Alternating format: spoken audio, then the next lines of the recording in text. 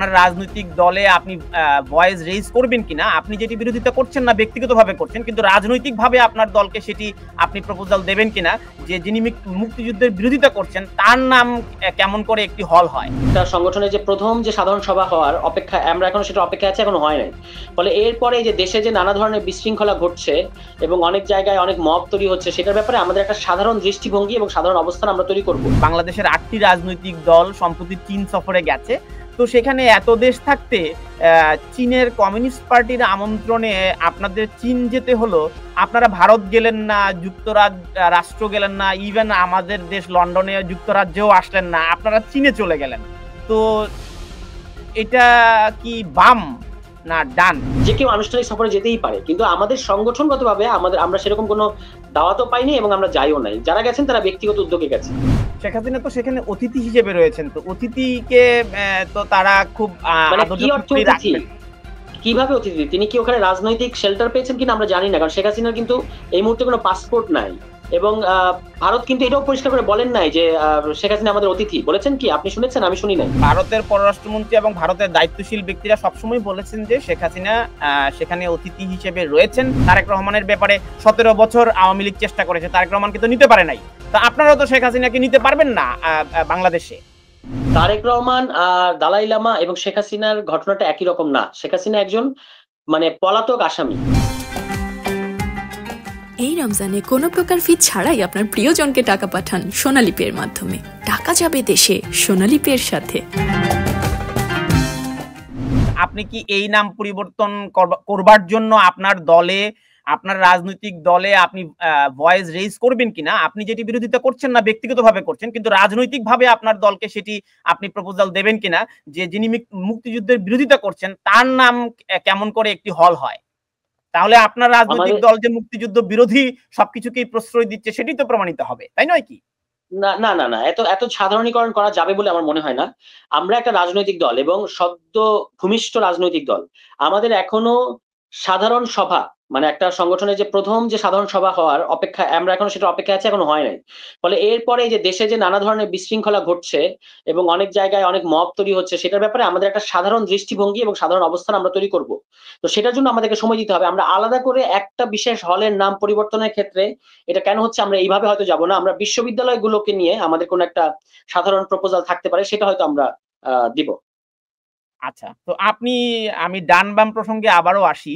আমরা সম্প্রতি দেখলাম আপনার দলের শীর্ষ 2 নেতা চীন সফরে গেলেন। সেখানে শুধু আপনার দলের নেতাই নয়, বাংলাদেশের 8টি রাজনৈতিক দল সম্প্রতি চীন সফরে গেছে। তো সেখানে এত দেশ থাকতে চীনের কমিউনিস্ট পার্টির আমন্ত্রণে আপনাদের চীন যেতে হলো। আপনারা ভারত গেলেন না, রাষ্ট্র গেলেন না, ইভেন আমাদের দেশ লন্ডনে যুক্তরাজ্যেও আসলেন না, আপনারা চীনে চলে গেলেন। তো এটা কি বাম না ডান, কি বুঝবো আমাকে আচ্ছা, একটু বলেন। প্রথম কথা, এটা একটা খুব মজার ঘটনা ঘটেছে। আপনি থ্যাংক ইউ প্রসঙ্গটা তুলেছেন। প্রথমত আমার দলের তরফ থেকে কেউ যায় নাই, কারণ আমার দল তো এই 28 ফেব্রুয়ারি হয়েছে এবং এরপরে আমরা কোথাও থেকে আমন্ত্রণ পাই নাই। জাতীয় নাগরিক কমিটির পর্যায়ে, রাইট, হ্যাঁ, জাতীয় নাগরিক কমিটির পর্যায়ে আমাদের একটা সিদ্ধান্ত ছিল যে আমরা দল হওয়ার আগ পর্যন্ত এবং একটা সুনির্দিষ্ট গঠনতন্ত্র করার আগ পর্যন্ত কোনো দলের কোনো দেশের আনুষ্ঠানিক কোনো আমন্ত্রণে যাব না। তো এর বাদে কেউ যদি ব্যক্তিগতভাবে যায়, এটা তাদের ব্যক্তিগত সফর।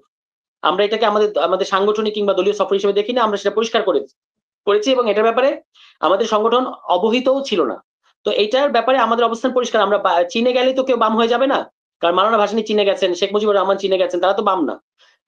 মাওলানা ভাসানীকে আপনি বলতে পারেন এক অর্থে, কিন্তু তারা তো সেই অর্থে বাম বলতে যা বুঝে সেটা না। তো চীন একটা রাষ্ট্রে আমরা যে কেউ আনুষ্ঠানিক সফরে যেতেই পারে, কিন্তু আমাদের সংগঠনগতভাবে আমরা সেরকম কোনো দাওয়াতও পাইনি এবং আমরা যাইও নাই। যারা গেছেন তারা ব্যক্তিগত উদ্যোগে গেছেন। ভারত আমন্ত্রণ জানালে আপনারা যাবেন কিনা ভারতে এভাবে? ভারতের সাথে আমরা আমাদের সম্পর্ক স্বাভাবিক করতে চাই অবশ্যই, কারণ আমাদের প্রতিবেশী দেশ। এই দেশটাকে তো আর আমরা বাদ দিয়ে চলতে পারবো না। কিন্তু অবশ্যই সেটা হতে হবে একটা ন্যায্যতার ভিত্তিতে, সমতার ভিত্তিতে এবং সম্মানের ভিত্তিতে। কিন্তু এই পর্যায়ে যতক্ষণ পর্যন্ত ভারত শেখ হাসিনাকে আশ্রয় দেবে, একজন গণহত্যাকারীকে তারা শেল্টার দেবে, ততক্ষণ পর্যন্ত ভারত সফরে যাওয়ার প্রশ্নই আসে না। তাদেরকে আগে শেখ হাসিনার প্রশ্নে তাদের অবস্থান পরিষ্কার করতে হবে।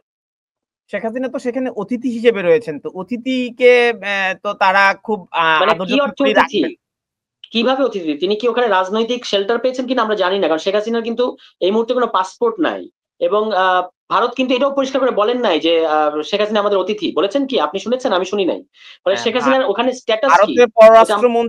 ভারতের পররাষ্ট্রমন্ত্রী এবং ভারতের দায়িত্বশীল ব্যক্তিরা সবসময় বলেছেন যে শেখ হাসিনা সেখানে অতিথি হিসেবে রয়েছেন। এবং কিছুক্ষণ আগে আমি বিবিসি ভারতের একটি প্রতিবেদন বাংলায় দেখছিলাম। ভারতের সাবেক রাষ্ট্রদূত বলছেন যে তিনি আছেন এখানে। এর আগে অন্যান্য দেশের রাজনৈতিক দলের, যেমন দালাই লামার প্রসঙ্গটি এসেছে, দালাই লামাও সেখানে আছেন। সেখানে তিনি রাজনৈতিক আশ্রয় পেয়েছেন কি পাননি এটি ভারতের একটা আভ্যন্তরীণ বিষয়। যেমন তারেক রহমান সাহেব এখন লন্ডনে আছেন। যখন 111 সরকারের সময় তারেক রহমান সেখানে এসেছিলেন, তারেক রহমান সাহেবেরও পাসপোর্ট ছিল না।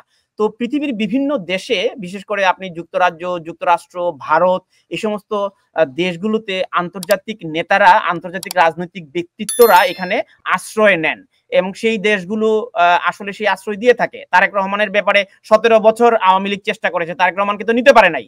তো আপনারাও তো শেখ হাসিনাকে নিতে পারবেন না বাংলাদেশে। আচ্ছা, তারেক রহমান আর দালাই লামা এবং শেখ হাসিনার ঘটনাটা একই রকম না। শেখ হাসিনা একজন মানে পলাতক আসামি। তারেক রহমান এবং দালাই লামার ক্ষেত্রে ঘটনাটা এরকম না। এবং শেখ হাসিনা যে একজন গণহত্যাকারী সেটা জাতিসংঘ দ্বারা স্বীকৃত। এই ধরনের একজন ফৌজদারি অপরাধীকে যখন ভারত আশ্রয় দেবে, তখন তো আমাদের সাথে ভারতের সম্পর্কটা ঠিক স্বাভাবিক হবে না। অনেক প্রতিবেদন আছে, জাতিসংঘ গুয়ান্তানামো বে নিয়েও অনেক প্রতিবেদন করেছে, যুক্তরাজ্যের বিরুদ্ধে, যুক্তরাষ্ট্রের বিরুদ্ধে এ ধরনের অনেক অভিযোগ এসেছিল। তো জাতিসংঘের সব প্রতিবেদনই বাইবেল বা কোরআন, এটাও তো মানার কোনো অবকাশ নাই। কিন্তু আমার প্রশ্নটি হচ্ছে যে আপনি তো শেখ হাসিনাকে আনতে পারছেন না। আমি বললাম যে দীর্ঘসূত্রিতার বিষয়গুলো আনতে তো পারছেন না, বিচার করতে পারছেন না। তো নির্বাচন আপনি আটকে রাখছেন কেন তাহলে? না, নির্বাচন এটা তো আরেকটা প্রসঙ্গে আপনি গেলেন। নির্বাচন আটকে রাখার প্রসঙ্গটা আরেকটা প্রশ্ন। নির্বাচন আমরা আটকে রেখেছি এরকম কখনো তো আমরা দাবি করি নাই। কিন্তু শেখ হাসিনা যতক্ষণ পর্যন্ত সেখানে থাকবেন, আমরা বলি নাই যে আমাদের কোনো ধরনের কূটনৈতিক সম্পর্ক থাকবে না। অবশ্যই একটা নমিনাল সম্পর্ক অবশ্যই থাকবে, কিন্তু সেই সম্পর্কটা আমরা কোন স্তর পর্যন্ত মেনটেন করব সেটা নির্ভর করবে ভারত শেখ হাসিনাকে নিয়ে কি ভাবছে, সেটা আমাদের জানতে হবে আগে। যে শেখ হাসিনার এই গণহত্যাকে এই রিপোর্টের পরেও কি ভারত সমর্থন করবে, এবং করার পরে তারা কি বৈশ্বিকভাবে এটাকে আমাদের আন্তর্জাতিক আদালতে তোলার ব্যাপার আছে, জাতিসংঘে তোলার ব্যাপার আছে। আমি জানি যে আগামীকালকে জাতিসংঘের ওই যে যিনি মানবাধিকার প্রধান, তিনি হচ্ছেন এটা সদস্য দেশগুলোকে ব্রিফ করবেন এই বিষয়ে। এরপরে ভারতের উপর চাপ বাড়বে। আমি মনে করি যে ভারতকেও শেখ হাসিনার ব্যাপারে একটা সিদ্ধান্ত নিতে হবে। আর এর বাইরে থাকে নির্বাচনের প্রসঙ্গ। নির্বাচনটা কমপ্লিটলি আলাদা প্রশ্ন। নির্বাচন তো আমরা বলি নাই যে নির্বাচনটা আটকে রাখতে হবে। ডক্টর ইউনূস বলেছেন যে তিনি ডিসেম্বরের মধ্যে নির্বাচন দিতে চান, কিংবা হয়তো সর্বোচ্চ মার্চের মধ্যে হবে, বা ডিসেম্বরের মধ্যেই যদি ধরেন। আমরা তো বলি না যে এর জন্য বিচারের জন্য নির্বাচন আটকে রাখতে হবে। নির্বাচনের মতো চলবে। কিন্তু যেটা আমি একটু আগে বলেছি যে শেখ হাসিনার বিরুদ্ধে অন্তত একটা হত্যা মামলা রায় তো হতে হবে। একটা হত্যা মামলা রায় ঠিক মতো হয় যথেষ্ট।